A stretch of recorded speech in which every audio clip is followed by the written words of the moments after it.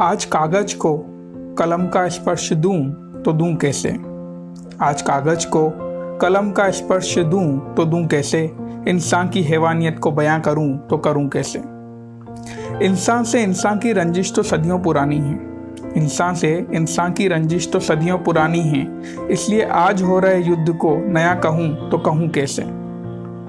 जी हाँ दोस्तों, इंसान से इंसान की दुश्मनी कोई नई बात नहीं है। ये दुश्मनी सदियों से चली आ रही है और इसी दुश्मनी का एक ताज़ा तो नहीं लेकिन कम से कम 2 दशक पुराना एक एग्जाम्पल अमेरिका के न्यूयॉर्क शहर के वर्ल्ड ट्रेड सेंटर पर हुआ आतंकवादी हमला है।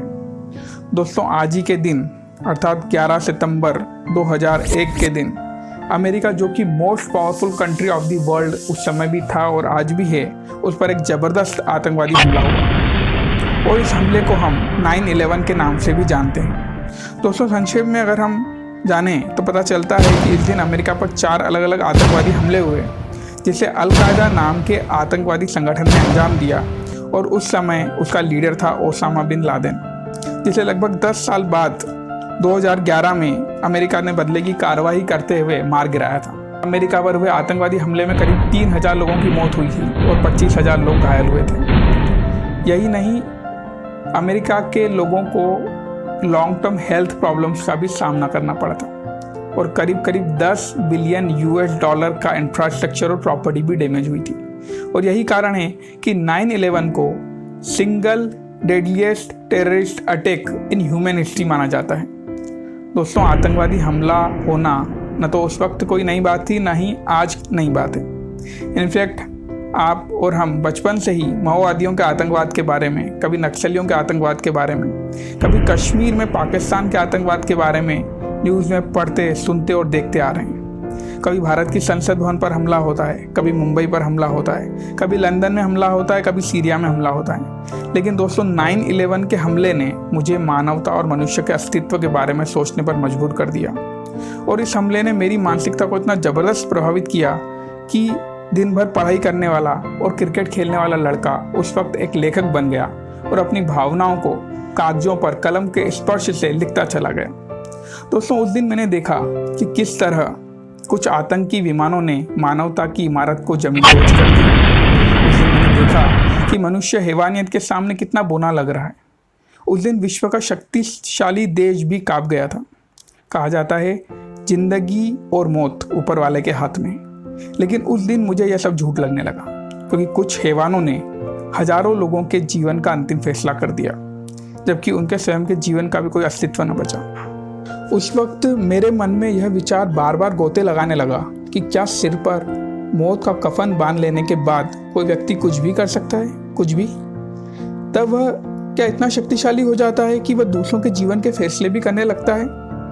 इस घटना में कौन सुर्खियों में रहा, किसने क्या बयान दिए, मैं इसकी चर्चा नहीं करूँगा। हाँ, इतना ज़रूर कहूँगा कि आज की तरह उस समय भी न्यूज़ चैनलों की चांदी हो गई थी क्योंकि वह आतंक की बर्बरता का और मनुष्य के बोनेपन का लाइव टेलीकास्ट कंटिन्यू दिखा रहे थे। ऐसा लग रहा था मानो बंदरों के हाथ में उस तरह लग गया। इस घटना के बाद यह देखने में आया कि किसी धर्म, राष्ट्र और व्यक्ति विशेष को आतंकवादी कहा जाने लगा। यहाँ तक कि पगड़ी पहने हुए व्यक्ति को भी आतंकवादी समझा जाने लगा। अमेरिका में इस घटना के बाद वहाँ रह रहे सिखों पर आतंकवादी सरगना ओसामा बिन लादेन के धोखे में हमले होने लगे। कुछ सिखों को तो जान से भी मार दिया गया। इसका मूल कारण था कि लादेन पगड़ी सिखों की तरह पहनता था। अमेरिका की आक्रोशित जनता ने अपना गुस्सा निर्दोष सिखों पर निकाला। बहरहाल, किसी भी धर्म, राष्ट्र या व्यक्ति को बिना सोचे समझे आतंकवादी करार देना गलत है। दोस्तों, आतंकवाद क्या है, इसे कौन फैला रहा है, मैं नहीं जानता। कोई इसे अमेरिका की राजनीति बताता है तो कोई इसे इस्लाम की क्रूरता। पर मेरी समझ में आतंकवाद का संबंध किसी धर्म, राष्ट्र या समाज विशेष से नहीं है, बल्कि आतंकवाद अपने आप में वह अलग समाज बन चुका है जिसमें सभी समाजों का कूड़ा कचरा भरा हुआ है। एक प्रश्न यह भी उठता है कि ऐसे मानव विरोधी तत्व अर्थात आतंकवादी क्या पैदा होते हैं? क्या वे सीधे आतंकवादी विचारधारा के साथ माँ की कोख से जन्म लेते हैं? नहीं, ऐसा नहीं है। कई मजबूरियाँ होती है, कई ऐसे हालात बन जाते हैं या बना दिए जाते हैं। ऐसे हालात कौन बनाता है, इसका जिम्मेदार कौन है? ऐसे कई प्रश्न हैं जिन पर विचार करना बहुत जरूरी है। आतंकवाद बढ़ने का प्रमुख कारण बेरोजगारी भी है। पेट के लिए व्यक्ति कितना भी गिर सकता है, घिनौने से घिनौना काम भी कर सकता है। आज अमीर और अमीर होता जा रहा है और गरीब और अधिक गरीब होता जा रहा है। एक समय ऐसा आता है जब गरीब मजबूर और लाचार होकर या तो स्वयं की जीवन लीला समाप्त कर देता है या रुपयों के लिए निर्दोषों की हत्या करना भी अपना पेशा बना लेता है। और यहाँ गरीब केवल आर्थिक गरीबी की बात नहीं है, यहाँ मानसिक गरीबी भी है। लोग अपने सुख से सुखी नहीं है, दूसरों के सुख से दुखी है। अपनी असंतुष्टि की उन्हें चिंता नहीं है, दूसरा संतुष्ट है इसकी चिंता है। तो यही भी एक कारण है जो आतंकवाद को बढ़ावा देते हैं। गरीबों की मजबूरी का फ़ायदा कौन उठाता है? उन्हें इस तरह के काम करने के लिए कौन उकसाता है? शायद वे लोग जो दूसरों पर अपनी हुकूमत करना चाहते हैं, या वो लोग जो न तो अपने जीवन से संतुष्ट है और न ही औरों को जीवन से संतुष्ट होने देना चाहते हैं, और जो मानव जन्म के महत्व को नहीं जानते। मनुष्य को बचपन में जैसी शिक्षा मिलती है, जैसा माहौल मिलता है, जैसा मार्गदर्शन मिलता है, वह वैसा ही भविष्य में बनता है। कई आतंकवादी भी ऐसे ही तैयार होते हैं। उन्हें एक बड़ी राजनीति के तहत ऐसी शिक्षा दी जाती है, उनके आसपास ऐसा वातावरण बना दिया जाता है कि उनका जीवन के प्रति उत्साह समाप्त हो जाता है। जीवन के प्रति उनका निराशावादी दृष्टिकोण बन जाता है और वह हर दूसरे व्यक्ति को अपना दुश्मन समझने लगते हैं। वे केवल मरने और मारने के बारे में ही सोचते हैं। लोग जिस तरह धर्म के नाम पर जरा सी बातों को लेकर एक दूसरे से लड़ते हैं और लड़ते हुए एक दूसरे के निर्माणों को जमींदोज करते हैं, मुझे उस पर आश्चर्य होता है। मुझे ऐसा लगता है कि मनुष्य ने अपनी मंजिल पा ली है, उसकी जिज्ञासा समाप्त हो गई है, उसने जीवन के सभी रहस्यों का पता लगा लिया है और ऐसा लगता है मानो अब वह अपना समय बिताना चाह रहा है, टाइम पास करना चाह रहा है। इसलिए तो अपनी रचनाओं को मिट्टी में मिलाकर पुनः स्थापित करने की कोशिश कर रहा है। यदि यह सही है तो यह उसकी बहुत बड़ी भूल है, और उसका ताज़ा उदाहरण हमें कोरोना महामारी से मिलता है। दोस्तों, दुनिया के अधिकतर देश अपनी रक्षा बजट पर जितना खर्चा करते हैं, यदि उसका कुछ प्रतिशत भी अगर वो स्वास्थ्य सुविधाओं के लिए या इस तरह की महामारी से निपटने के लिए पहले से ही उसे तैयारी करके रखें, उसके लिए खर्च करें, तो कितना अच्छा हो और कितना मानवता की उससे सुरक्षा हो। लेकिन नहीं, हर व्यक्ति हर राष्ट्र एक दूसरे का दुश्मन बना हुआ है। हर व्यक्ति एक दूसरे से बचना चाह रहा है, मिलकर दूसरी समस्याओं से नहीं बचना चाह रहा है। इंसान को इंसान के लिए लड़ना चाहिए, लेकिन आज इंसान से लड़ रहा है, एक राष्ट्र दूसरे राष्ट्र से लड़ रहा है, एक व्यक्ति दूसरे व्यक्ति से लड़ रहा है। इससे बड़ी विडंबना और इससे बड़ी मूर्खता क्या हो सकती है कि आज हम और कॉन्फिडेंस होकर बैठ गए हैं और हम आपस में लड़ रहे हैं। हम सभी जानते हैं कि मनुष्य ने विज्ञान के क्षेत्र में कितनी उन्नति की है। उसने एक ओर तो सुगम यात्रा के लिए हवाई जहाज बनाए हैं और दूसरी ओर सुगम सर्वनाश के लिए मिसाइलें और परमाणु बम बनाए हैं। जरा ठहरिए और मेरी बात को फिर से सुनिए। 11 सितंबर का जो आतंकवादी हमला हुआ वह किसी मिसाइल से नहीं हुआ, किसी परमाणु बम से नहीं हुआ, वह सुगम सुविधा के लिए बनाए गए हवाई जहाज से हुआ। इसका क्या मतलब है? इसका मतलब यही है कि विज्ञान जो भी बनाता है, विज्ञान का जो भी आविष्कार है, उसका उपयोग कैसे करना है यह हमारी विवेक पर, हमारी बुद्धि पर निर्भर करता है। 11 सितंबर के आतंकवादी हमले में हवाई जहाज से ही आतंकवादियों ने मिसाइल का काम कर दिखाया और हज़ारों लोगों की जान ले ली। सभी जानते हैं कि अमेरिका ने 11 सितंबर के बाद जवाबी कार्रवाई करते हुए अफगानिस्तान से तालिबानी हुकूमत को उखाड़ने के लिए पूरे अफगानिस्तान को उजाड़ दिया। अमेरिका ने यह कार्रवाई 7 अक्टूबर 2001 से शुरू की थी। बात केवल 11 सितंबर के हमले की नहीं है। इतिहास गवाह है कि छोटे से छोटा हमला भी युद्ध का कारण बन सकता है। युद्ध किसी के हित में नहीं होता, चाहे वह महाभारत का युद्ध हो, ऑपरेशन विजय, या फिर 11 सितंबर के हमले की जवाबी कार्रवाई। युद्ध अपने साथ लाता है दरिद्रता, भूखमरी और मानव मूल्यों का ह्रास। युद्ध का प्रभाव ऐसा पड़ता है कि न केवल युद्ध के दौरान असंख्य लोगों की मृत्यु होती है, वरन आने वाले पीढ़ी का नैतिक बल भी गिरता है। 11 सितंबर के हमले के बाद मैंने आतंकवादियों की धमकियों के बारे में न्यूज़पेपर और न्यूज़ चैनलों पर पढ़ा और सुना। उन्होंने जैविक और रासायनिक हमलों की धमकी दी। सोचिए, यदि ये धमकियां मूर्त रूप ले ले तो क्या होगा? मनुष्य जल के बिना जीवित नहीं रह सकता, और यदि जल स्रोतों में प्राण घातक वायरस डाल दिए जाएं तो क्या होगा? रासायनिक हमले को मूर्त रूप देने के लिए अम्लीय वर्षा की जाए या ऐसा ही कुछ और रास्ता अपनाया जाए तो क्या होगा? ऐसे कई प्रश्न हैं आज हम सभी के सामने, जिनका उत्तर ढूंढना अति आवश्यक है।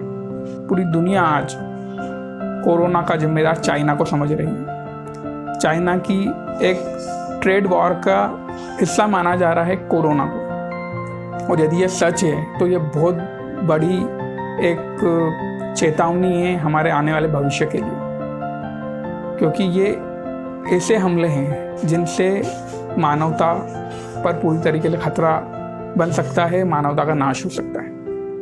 और देश सैकड़ों हजारों साल पीछे जा सकते हैं। हमारी इकोनॉमी, पूरे विश्व की इकोनॉमी पीछे जा सकती है। दोस्तों, आज हम सभी विशेष हो गए हैं। क्यों? क्योंकि आज हम सभी ने अपने आप को किसी न किसी विशेष धर्म, जाति, समुदाय से जोड़ रखा है। हम किसी विशेष विचारधारा से जुड़े हुए हैं, लेकिन मानवता की विचारधारा को हमने कहीं ना कहीं हाशिए पर धकेल दिया है। दोस्तों, कोई भी ऐसा धर्म, कोई भी ऐसा समुदाय, कोई भी ऐसा राष्ट्र या कोई भी ऐसा व्यक्ति जो मानवता को हाशिए पर रखकर कोई बात कहता है या कोई विचारधारा प्रस्तुत करता है, तो वह स्वीकार करने योग्य नहीं है। कोई धर्म विशेष, कोई राष्ट्र विशेष आतंकवादी नहीं है, लेकिन यदि कोई विचारधारा जो मानवता का अंत चाहती है, जो मानवता का विनाश चाहती है, वह जरूर आतंकवादी है। फिर भले ही वह किसी धर्म में हो या किसी राष्ट्र में हो या किसी व्यक्ति में हो। दोस्तों, आज यदि तराजू के एक पलड़े पर आतंकवाद या इस तरह की घटनाओं को या इस तरह की गतिविधियों को जो प्रत्यक्ष अप्रत्यक्ष रूप से मानवता के विरोध में हैं, मानवता को नुकसान पहुंचाने का काम कर रही है, और दूसरी ओर मानवता को तराजू के पलड़े में रखें, तो नेगेटिविटी का पलड़ा भारी दिखता है। आतंकवाद रूपी वृक्ष की शाखाएं सांप्रदायिकता, क्षेत्रवाद, भाई भतीजावाद आदि के रूप में बड़ी तेजी से फैल रही है। अब वक्त आ गया है कि इस वृक्ष को हम अब जड़ से उखाड़ कर फेंक दें। यदि कहीं देर हो गई तो यह वृक्ष जंगल का रूप धारण कर लेगा और जंगल के जानवर मानव और मानवता को नोच नोच कर अपना आहार बना लेंगे, और ऐसा आहार जो कभी अस्तित्व में नहीं आ पाएगा। मैं यह नहीं कहता हूँ कि चुपचाप आतंक को सहना चाहिए, उसके खिलाफ जवाबी कार्रवाई नहीं करना चाहिए, ऐसा नहीं है। हमें उसका जवाब देना है, पर इस तरह हम इस समस्या को दूर नहीं कर पाएंगे। जिस तरह एक वृक्ष को जब तक जड़ से नहीं उखाड़ेंगे, तब तक वह बार बार कटने के बाद भी फिर से विकसित होता जाएगा। उसी तरह हमें आतंकवाद या इस तरह की समस्याओं के मूलभूत कारणों को जानकर उसे दूर करने का प्रयास करना होगा। तभी हम आतंकवाद का खात्मा कर पाएंगे और इस तरह की समस्याओं को समाप्त कर पाएंगे। दोस्तों, आतंकवाद के संबंध में ये मेरे जैसे एक आम व्यक्ति के विचार हैं। यदि आप इन विचारों से सहमत हैं तो इस वीडियो को लाइक ज़रूर कीजिएगा। यदि आप सहमत नहीं हैं तो डिसलाइक भी ज़रूर कीजिएगा, और ज़्यादा से ज़्यादा लोगों के साथ इस वीडियो को शेयर कीजिएगा, ताकि आम लोग आतंकवाद के बारे में क्या सोचते हैं वह पता चल सके। जय हिंद।